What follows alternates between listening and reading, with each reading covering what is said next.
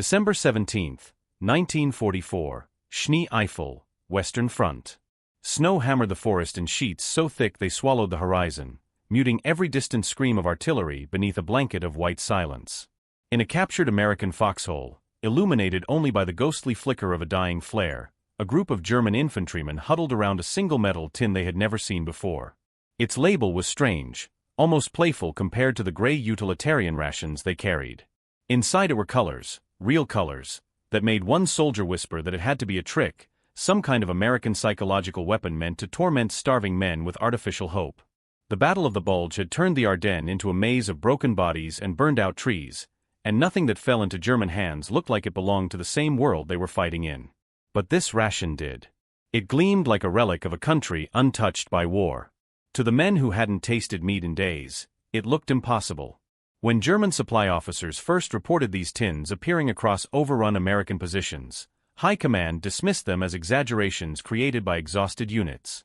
Propaganda officers even suggested the items could be decoys, meant to fool troops into believing the American army carried an endless abundance of food. Months earlier in Normandy, soldiers in the 352nd Infantry Division had already written in field diaries about candy bars that didn't melt in the sun, chewing gum that tasted of mint long after the flavor should have faded, and small packets of instant coffee that seemed to defy rationing logic.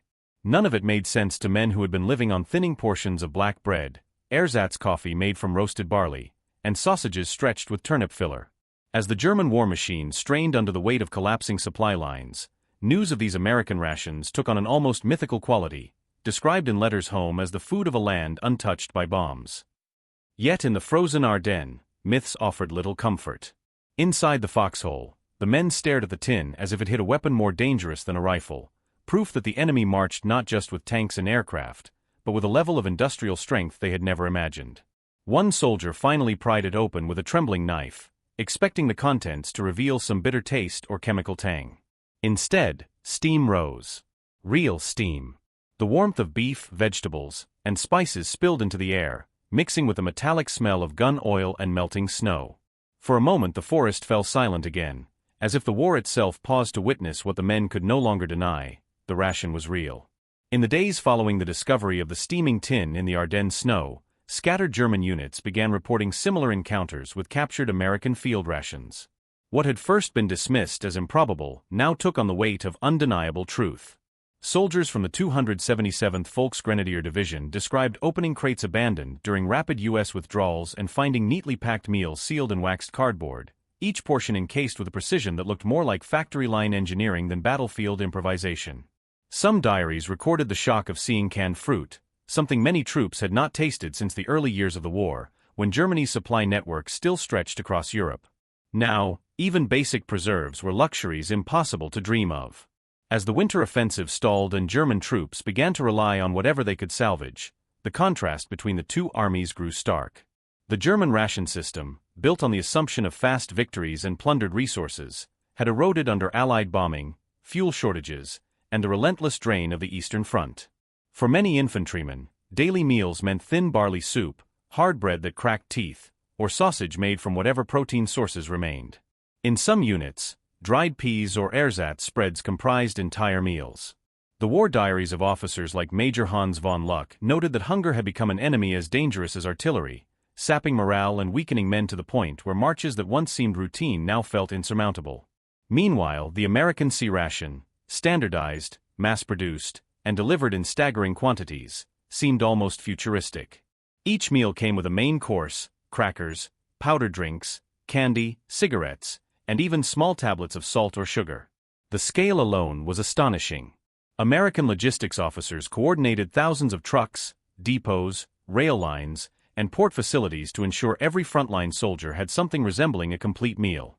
German troops encountering these stockpiles often found items more associated with civilian life than combat: chocolate bars sturdier than most bread rations, instant bouillon cubes that dissolved into warm broth, and chewing gum wrapped in bright paper untouched by rain or mud. These discoveries led some soldiers to believe that the rations had been created for propaganda photographs, not for actual consumption on the battlefield. Yet every captured foxhole, abandoned half-track, and seized American pack told the same story. The abundance was real, and the American army carried it with them like a second weapon. In the bleak forests of the Ardennes, Surrounded by hunger and uncertainty, German soldiers were forced to confront a truth far more unsettling than enemy fire. They were fighting a nation whose industrial might extended all the way down to the contents of a single meal. Reports continued filtering through German command posts, describing the almost surreal contents of captured American ration caches as winter deepened and the front lines shifted in chaotic bursts of violence. In one shattered farmhouse near Hosingen, a squad from the 26th Volksgrenadier Division found stacked boxes left behind during a rapid U.S. repositioning. Inside were rows of cans stamped with clean factory lettering, each preserved with a consistency that seemed impossible in a war zone. The soldiers noted in their journals that the meals were organized with mathematical precision: meat and beans, vegetable stew, ham and eggs, all sealed with thick metal lids that remained pristine despite the cold. Even the small accessory packets, matches, can openers, toilet paper, gum, sugar cubes, appeared untouched by the mud and smoke that clung to most German equipment. The shock went beyond taste or texture. It was the implication behind the abundance that unsettled men who had lived through years of tightening supply belts. In the accounts of Leibstandard officers during the Ardennes advance, the discovery of these rations became evidence of a deeper reality. The United States had created a war infrastructure capable of feeding millions of troops without interruption. The Wehrmacht, once fed by the resources of occupied Europe, now found itself on the defensive with collapsing transport networks and fuel stores that dwindled by the hour. Allied bombings had turned rail junctions into twisted metal, leaving supply convoys stranded and forcing frontline units to stretch dwindling provisions far beyond what planners had intended. Meanwhile, American troops seemed to draw from a bottomless reservoir of supplies. German medical staff treating wounded prisoners began noting the physical differences between soldiers from each army. U.S. infantrymen often arrived lean but well-nourished, carrying pockets filled with leftover chocolate or canned cheese. German troops, especially younger replacements from late 1944, frequently displayed signs of fatigue, malnutrition, and vitamin deficiencies. Doctors in field hospitals recorded that the disparity in caloric intake between the two sides grew wider every month, and this imbalance began to affect stamina and recovery rates. Each captured ration was no longer just food but a symbol of industrial dominance. The psychological weight of this imbalance surfaced repeatedly in frontline diaries. Soldiers wrote that the simple act of opening a can of American stew felt like lifting the lid on a truth that contradicted every speech from Berlin. The enemy had resources Germany could no longer dream of. Snow-covered forests, ruined villages, and frozen fields echoed with a distant rumble of American supply convoys that never seemed to stop moving, while German troops fought with a growing realization that even hunger itself favored the other side. Across the retreating edges of the Western Front, fragments of German unit histories recorded encounters that exposed an imbalance far greater than weaponry or troop numbers. In the remnants of the 12th Volksgrenadier Division, a patrol pushing through the abandoned outskirts of a Luxembourg village stumbled upon a wrecked American half-track half-buried in snow. Inside the destroyed vehicle, beneath shattered glass and twisted metal, lay several untouched ration cartons. The men carefully extracted the boxes, brushing away ice to reveal packaging that still looked fresh, as if it had just left an assembly line thousands of miles from the war. The content seemed to defy the exhaustion etched into every German face: neatly canned spaghetti and meatballs, peanut butter tins sealed in thick foil, powdered lemonade packets, and small chocolate discs designed to resist melting under heat far greater than anything the Ardennes winter could offer. What struck the soldiers most, according to the surviving notes of their platoon sergeant, was the presence of items that scarcely existed anymore in Germany. Real coffee grounds mixed with powdered cream, sugar tablets perfectly shaped and wrapped, and fruit bars filled with citrus that hadn't been seen in German shops for years. Some men held the items in silence, turning them over in their hands with a mixture of disbelief and resentment. Others ate quickly, unable to resist the sudden shock of flavor and warmth. These moments revealed not just the scarcity that plagued the Wehrmacht, but the collapsing infrastructure behind it, from the bombed-out factories of the Ruhr to the rail lines shattered by Allied air power. Every mouthful reminded them of a widening gulf they could not close. German officers began quietly warning superiors that the enemy's logistical strength was altering the psychological landscape of the battlefield. Reports from Ardennes command posts mentioned that soldiers felt a growing sense of futility when encountering American supply remnants. They noted the strange inclusion of comfort items: cigarettes rolled from high-quality tobacco, matches that lit even in freezing rain, and small tins of jam that tasted of summer fields untouched by war. These details circulated through trenches and forest outposts like whispers of another world. The abundance represented more than sustenance. It was a quiet message written in metal and paper, carried into Europe by an industrial engine operating at full power. Even in areas where fighting had left little intact, American rations survived the chaos, clean and orderly, as though mocking the scarcity that surrounded the German lines. In these frozen days of 1944, every captured can and packet became evidence of a reality that war maps and speeches could no longer conceal. The conflict had shifted beyond strategy and firepower into the realm of endurance, and one side had the means to withstand hunger, cold, and time itself in a way the other no longer could. Rumors circulating through German encampments after the failed Ardennes offensive carried an unsettling consistency, repeated by infantry, panzer crews, and medical staff alike.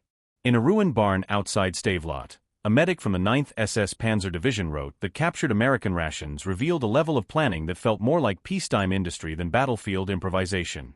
As freezing winds cut through shattered wooden beams, he described how even the smallest containers showed evidence of mass production on a scale that Germany could no longer emulate.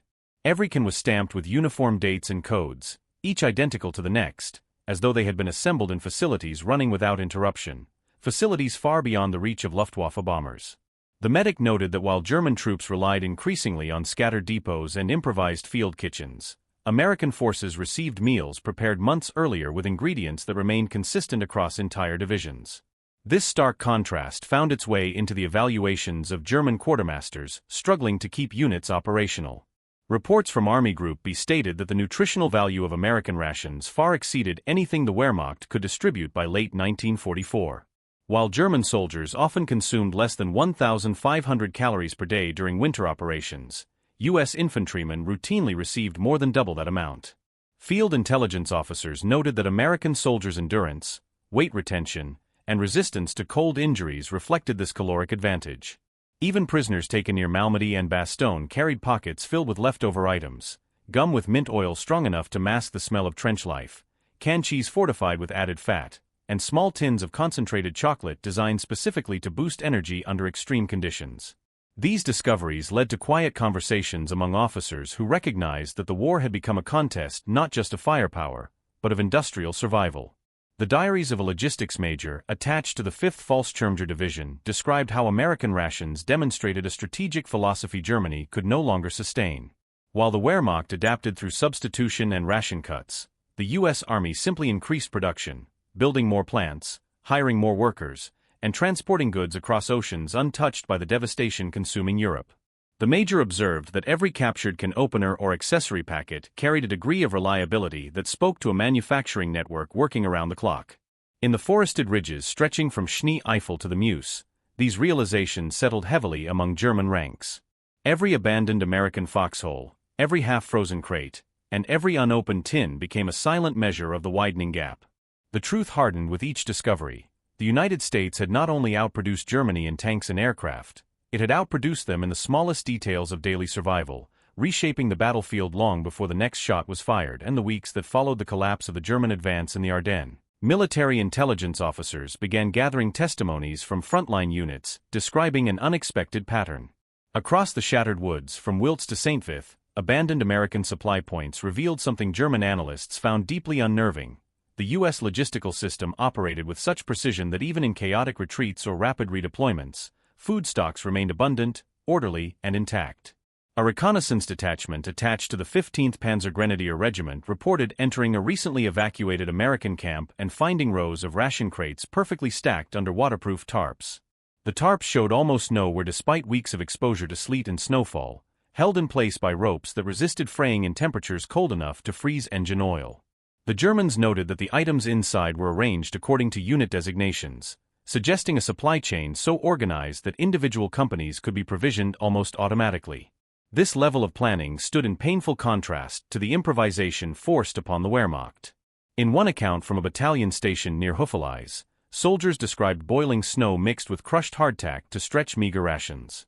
Quartermasters struggled to distribute even basic carbohydrates as Allied bombers destroyed bridges, railways, and depots faster than repair crews could respond. Frozen supply wagons littered forest roads, abandoned when horses collapsed from exhaustion or trucks ran out of fuel. In these same forests, American rations appeared almost untouched by hardship, sealed cans that resisted rust, cartons that repelled moisture, packets wrapped in materials far sturdier than anything produced in wartime Germany. As word spread, a growing number of German soldiers became convinced that American rations represented not merely abundance but intention, the deliberate projection of industrial strength into every corner of the battlefield. A lieutenant from the 18th Volksgrenadier Division wrote that the contrast felt like stepping between two different eras. In his journal, he compared German rations to relics of a nation fighting for survival, while American supplies felt like artifacts from a country whose factories operated without fear of air raids or resource shortages. He recorded the bitter realization that every bite of captured American food tasted of a homeland where store shelves remained full, farms operated at full capacity, and shipping lanes carried goods without interruption. The psychological effect of these discoveries reverberated far beyond hunger. Conversations whispered along trench lines and inside ruined cellars carried the same somber conclusion. The war had entered a phase where Germany could no longer match the enemy's ability to sustain its armies. Even the smallest American ration, a can of stew, a packet of coffee, a chocolate bar, became a quiet symbol of a collapsing balance, a reminder that the struggle unfolding across Europe was being shaped not only by gunfire and strategy, but by the unseen power of supply lines stretching across an entire continent and beyond the horizon of war. As January 1945 bled into February, the remnants of German formations withdrawing through the collapsing Western Front recorded their most unsettling encounters with American rations yet. In a series of after-action notes compiled by officers from the 2nd Panzer Division, soldiers described seizing an overturned American supply truck near the outskirts of Edelbruck. The vehicle lay frozen in a ditch, its windshield shattered, its engine block pierced by machine gun fire. But the cargo inside remained intact. Dozens of sealed wooden crates filled the truck bed, each marked with clear unit codes and shipping stamps indicating transport across thousands of miles of secure supply routes. The crates contained not only C-rations but K-rations, lightweight meal packs designed specifically for airborne units and rapid-moving infantry. Their contents astonished the German soldiers: biscuits that remained crisp despite the cold, dehydrated meats that reconstituted into savory portions when boiled, and vitamin-fortified tablets intended to maintain strength over long marches. A sergeant who examined the crates noted in his log that these rations were designed with a sophistication that suggested extensive scientific research. The Germans discovered protein bars engineered to withstand desert heat, high sugar candies meant to counter fatigue, and powdered drinks formulated to dissolve quickly in both warm and cold water. These details contrasted sharply with the German rations that had been progressively stripped of quality and variety as the war dragged on. Ersatz coffee, composed of roasted grains or acorns, left a bitter aftertaste. Bread grew coarser, dense with fillers that offered little nutritional value. Even the famed sausage rations, once a source of pride, had been reduced to thin, flavorless portions stretched to meet dwindling supplies. Intelligence officers reviewing the seized American materials noted the careful inclusion of morale-boosting items, such as cigarettes from multiple stateside brands. The tobacco was remarkably smooth, free of the harsh additives that had become common in German wartime blends. In several ration boxes, the soldiers found small booklets offering preparation instructions, nutritional information, and even compact waterproof matches, a level of thoughtfulness that hinted at an industrial system capable of considering the smallest details of frontline life. These observations appeared in staff reports circulated through German headquarters, highlighting a troubling conclusion: the American war effort possessed a depth and reliability that remained unaffected by battlefield losses or strategic setbacks. Every crate suggested that the U.S. Army viewed nutrition as essential to combat effectiveness, investing resources into feeding its men with the same intensity Germany once reserved for weapons development. Along the icy roads leading toward the Rhine, the weight of this realization settled heavily. The enemy's rations were not mere food, they were evidence of a nation capable of sustaining war on a scale that Germany could no longer fathom, each meal a quiet manifestation of overwhelming strength. As German units fell back toward the Rhine, the accounts preserved in fragmented diaries and after-action reports revealed a growing sense of disbelief at what American soldiers carried as standard issue. Near Remagen, a reconnaissance group from the 11th Panzer Division documented an encounter with a destroyed American encampment that offered yet another glimpse into the enemy's seemingly bottomless supply network. Scattered across the muddy ground were rations untouched by time or weather, their packaging resisting moisture and impact. The German troops found K-ration breakfast units containing cereal bars enriched with vitamins, canned ham that retained its flavor even in freezing temperatures, and powdered orange drink fortified with ascorbic acid to prevent scurvy, a nutritional safeguard long abandoned by Germany due to shortages. For men who had not tasted real citrus in years, the bright aroma from a single open packet felt almost unreal. In these same fields, German infantry discovered items that illustrated the cultural and industrial gap widening through every month of the war. Among the rations were small tins of processed cheese, a product rare in wartime Germany, along with boxed crackers manufactured with an even consistency that only mass-production machinery could achieve. A lieutenant noted that while ration factories in Germany struggled to maintain output under Allied bombing and dwindling resources, American facilities continued to produce food with commercial-grade precision. The lieutenant's notes described the contrast in stark terms. German rations were now the product of scarcity, while American rations were manufactured in an economy still functioning at full capacity. This disparity became even more evident when a group of German engineers examined the materials used in U.S. ration packaging. They observed multi-layered wax coatings that kept moisture out, metal cans sealed under vacuum pressure, and cardboard containers reinforced with fibers unavailable in Germany due to wartime restrictions. These materials ensured that American food remained edible after long transport across oceans, through humidity, and into freezing European winters. German engineers quietly acknowledged that such durability indicated not just resource abundance but advanced industrial chemistry. Medical officers attached to retreating units reported that captured American food often provided immediate relief to exhausted soldiers. The higher fat and protein content helped restore energy faster than standard German rations. These observations entered field medical logs alongside grim notes about declining German physical condition. By early 1945, signs of malnutrition, weakened immune systems, muscle loss, and chronic fatigue appeared frequently in younger recruits who grew up under rationing. Along the battered roads leading east, German troops increasingly viewed American rations not as mere supplies but as symbols of a war Germany could no longer win through endurance. The cans, packets, and bars left behind in abandoned camps seemed to embody a nation that fought with an industrial certainty immune to collapse, while Germany's strength withered with each passing day. Each discovery reaffirmed the same unspoken truth: the imbalance could be tasted long before it was seen on the battlefield. In the fractured arcs of retreat stretching across the Remagen bridgehead, German archival fragments reveal the most revealing discoveries yet concerning the scale of American supply operations. Near Linz, members of a shattered Volksgrenadier regiment entered an abandoned logistics outpost only partially burned by artillery fire. Inside the skeletal remains of a storage tent, insulated crates sat stacked in perfect rows, marked with shipment dates from depots in New Jersey, Pennsylvania, and Illinois. Even after weeks of exposure to icy winds and shell bursts, the contents remained intact. The soldiers pried open one crate and found a full assortment of C-rations labeled Menu No. 4, packed with beef and beans, hard candy, soluble coffee, and fruit bars that retained both aroma and texture. The scene left an impression recorded in several surviving diaries. The rations appeared untouched by chaos, as though delivered from a world where factories still ran without interruption and trains moved without fear of nighttime raids. German intelligence officers later examined the outpost and concluded that the rations had been shipped months earlier through a logistical chain operating with absolute consistency. These findings made their way into assessments forwarded to higher command, noting that American armies received sustenance from a supply network guarded by naval dominance and vast industrial output.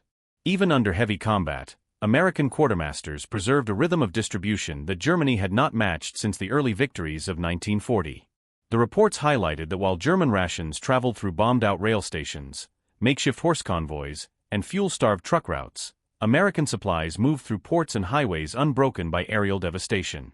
A particularly striking discovery involved a batch of American D-ration emergency chocolate bars found in a damaged personnel carrier. These dense, heat-resistant bricks were formulated to provide immediate calories under extreme conditions. German soldiers examined the bars and noted the deliberate design: minimal flavor to discourage casual snacking, fortified with vitamins, capable of lasting months without spoiling. Military engineers recognized that such a product required access to specific fats, stabilizers, and manufacturing processes Germany could no longer obtain. Wartime shortages had already forced German chocolate production to decline drastically, with many confections replaced by improvised substitutes lacking both nutrients and durability. The significance of these findings went far beyond culinary surprise. Field officers wrote that the American ability to sustain its troops with reliable, scientifically engineered nutrition represented a hidden front in the war, a form of strength not measured by artillery or armor but by the consistent nourishment of millions of men. Along the muddy, frozen roads of the collapsing Western Front, this truth settled into the morale of exhausted units. Every crate, every tin, Every fortified ration bar underscored the same realization spreading silently through German ranks. The enemy's endurance was built on an industrial foundation so vast and unbroken that no tactical success could offset its weight. By late February 1945, the implications of captured American rations had moved beyond mere curiosity or sustenance. They became a source of strategic anxiety among German commanders. In field reports from the 6th Panzer Army, units noted that the abundance and quality of enemy food directly affected combat performance.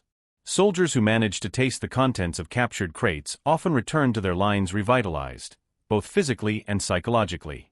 One sergeant recorded that even a single meal of American stew and biscuits restored energy levels far beyond what his men could achieve with the standard German Eintopf or ersatz bread.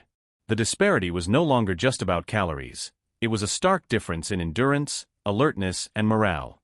In several documented cases, German soldiers deliberately delayed consuming their own meager rations after tasting American food, noting the bitterness and thinness of their provisions in direct comparison. Diaries from the 5th Volksgrenadier Division revealed that men began hoarding captured supplies whenever possible, sometimes risking enemy fire to retrieve abandoned crates left behind in the chaos of retreat.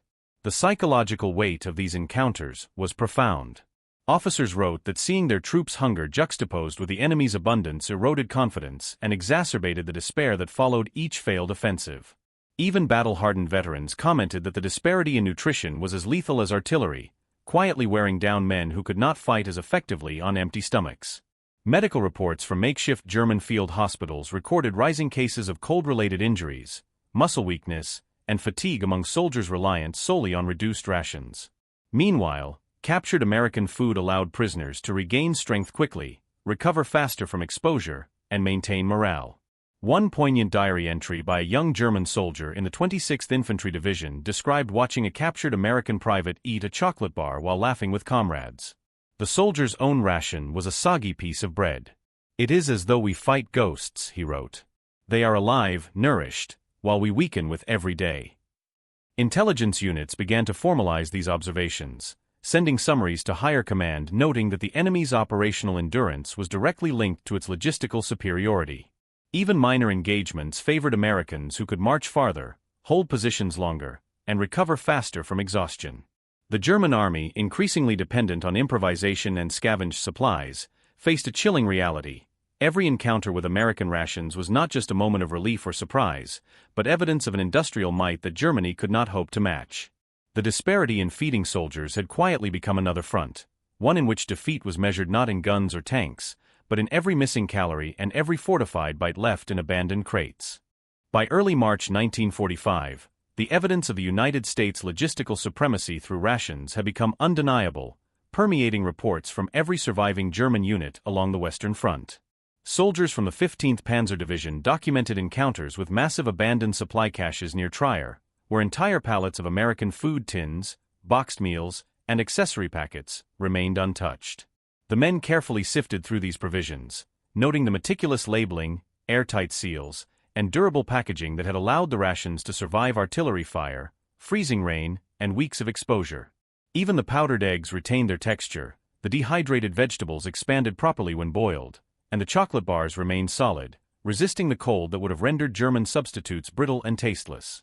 Diaries from junior officers recorded a creeping disbelief. The enemy's soldiers were not just fighting, they were fed, rested, and sustained by a network Germany no longer had the capacity to match. The disparity extended to both physical and mental endurance. German medics noted that young conscripts, already malnourished, struggled to march more than a few kilometers without rest or severe fatigue, while captured American soldiers, even after retreat or shelling, maintained their strength for longer periods. A sergeant in the 352nd Infantry Division wrote that tasting a single American ration felt like biting into the strength of a nation. These rations, fortified with protein, sugar, and essential vitamins, provided both energy and the psychological comfort of abundance, a contrast German soldiers could not ignore. Even the smallest American candy bar became a symbol of hope and normalcy in a war-torn landscape, a reminder that somewhere behind them, an industrial machine continued to function with terrifying efficiency. Logistics officers quietly noted that the U.S. Army's capacity to feed its troops reliably allowed for operational flexibility that Germany lacked. Units could endure longer marches, hold defensive positions without immediate resupply, and recover quickly from engagements, while the German army faced daily calculation over how far their meager rations would stretch. Some officers suggested in confidential memoranda that this advantage in sustenance might have a more decisive effect on the outcome of battles than additional artillery or armored units. The psychological toll of encountering enemy rations, fresh, abundant, and unspoiled, was cumulative. Soldiers wrote that these experiences eroded confidence, as if each unopened can was a subtle assertion of the industrial and moral weight of the enemy. By the time units withdrew toward the Rhine, the lesson had become clear: American rations were more than meals. They were silent instruments of warfare, extending endurance, maintaining morale, and projecting the relentless capacity of a nation capable of sustaining millions of troops across oceans and continents. Every captured tin reinforced a growing realization that Germany's ability to feed, and therefore fight, was collapsing, while the enemy continued to advance with a strength Germany could no longer match. Hunger, scarcity, and ration survival had quietly become an enemy as potent as artillery or tanks, one that claimed victory through consistency, precision, and the simple power of abundance. By mid-March 1945, as the Rhine became the last tangible line of defense, German soldiers carried with them a bitter understanding etched into the diaries, reports, and whispered conversations across the shattered front. Encounters with abandoned American supply depots had become almost routine, yet each discovery reinforced the same haunting truth: the enemy's ability to sustain its men was as lethal as any weapon. In villages reduced to rubble and forests scarred by artillery, soldiers described opening crates that had survived months of combat, revealing meals that were carefully engineered to preserve calories, nutrients, and morale. One officer wrote that the rations were more than food; they were proof that we fight against a force that has no limits to what it can endure. Even in defeat, the American soldier carried an invisible advantage, a fortress of nourishment that Germany could no longer challenge. The psychological weight of these findings permeated every aspect of the German retreat. Diaries from young conscripts in the 18th Volksgrenadier Division described the disorienting effect of seeing men eat fresh chocolate bars while their own bread had hardened to the point of cracking teeth. Commanders noted that morale suffered not only from artillery, snow, and fatigue, but from the quiet, persistent reminder that their enemy's industrial capacity extended into the most basic, yet essential, needs of survival. Hunger had become a battlefield of its own, a silent weapon wielded by the U.S. Army's unmatched logistical precision. Field hospitals recorded a chilling pattern: weakened soldiers unable to recover from cold injuries, malnutrition, and exhaustion fell further behind as Americans moved with relentless efficiency. Every captured tin, every packet of powdered coffee or fruit bar, was more than sustenance. It was a reminder of Germany's dwindling capacity to fight a sustained war. The juxtaposition between the starving Wehrmacht and the well-fed, enduring American forces created a new type of battlefield tension, one measured not in rounds fired or kilometers gained, but in calories, protein, and vitamins. By the time Germany's remaining forces retreated across the Rhine, the lesson had crystallized: wars were no longer won by courage alone. Industrial strength, supply chains, and the ability to nourish an army had quietly reshaped the front. The simple act of opening a tin of American stew, unremarkable to those who produced it, had become a haunting revelation for German soldiers. It demonstrated that a nation capable of sustaining its men, even in the chaos of total war, could wield food itself as a weapon. Hunger, scarcity, and exhaustion had silently determined the fates of men and units alike, leaving behind a truth long hidden from history: in the Ardennes and beyond, victory was measured not only by guns or tanks, but by the unassuming, relentless power of a well-fed army.